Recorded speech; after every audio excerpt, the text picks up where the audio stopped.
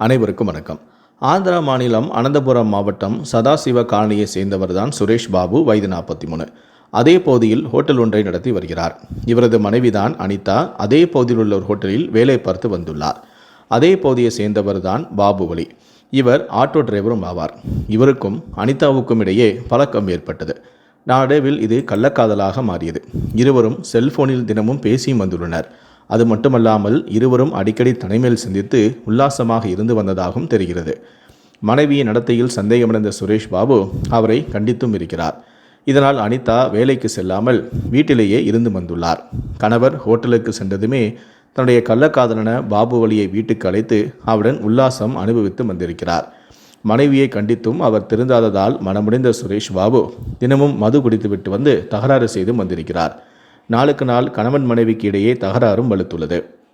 கணவனை தீர்த்து கட்டினால்தான் இனி எந்தவிதமான இடையூறும் இல்லாமல் உல்லாசமாக இருக்க முடியும் என்று முடிவு செய்த அனிதா கள்ளக்காதலுடன் சேர்ந்து கணவனை கொலை செய்யவும் முடிவு செய்தார். எனவே சுரேஷ் பாபுவின் கதையை முடிக்க கள்ளக்காதல் ஜோடி சந்தர்ப்பம் பார்த்து காத்திருந்தது. சம்பவத்தன்று ஹோட்டலை மூடிவிட்டு மது அருந்திய சுரேஷ் பாபு போதையில் வீட்டுக்கு வந்து கொண்டிருந்தார்.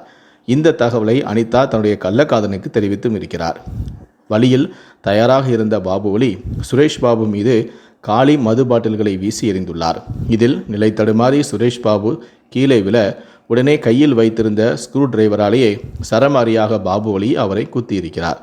இதில் இரத்த வெள்ளத்தில் சரிந்த அவர் மீது அருகில் கிடந்த ஒரு பெரிய பாறாங்கல்லை எடுத்து வந்து தூக்கி அவருடைய தலையிலும் போட்டிருக்கிறார். இதில் சம்பவ இடத்திலேயே சுரேஷ் பாபு துடிதுடித்து பரிதாபமாக இறந்து போனார். உடனே அங்கிருந்த கள்ளக்காதலன் தப்பி ஓடிவிட்டார். மறுநாள் காலை பிணத்தை கைப்பற்றிய போலீசார் கொலை குறித்து விசாரித்தனர். அப்போது மோப்ப நாய் பாபுவலியின் வீட்டில் போய் நின்றது. அவரை பிடித்து விசாரித்த போது கள்ளக்காதல் விவகாரத்தில் அனிதாவுடன் சேர்ந்து சுரேஷ் பாபுவை தீர்த்து கட்டியதை அவர் ஒப்புக்கொண்டுள்ளார். இதையடுத்து போலீசார் இருவரையும் கைது செய்து சிறையிலும் அடைத்துள்ளனர். இந்த சம்பவமானது அந்த பகுதியில் தற்போது பெரும் பரபரப்பையும் அதிர்ச்சியையும் ஏற்படுத்தியுள்ளது.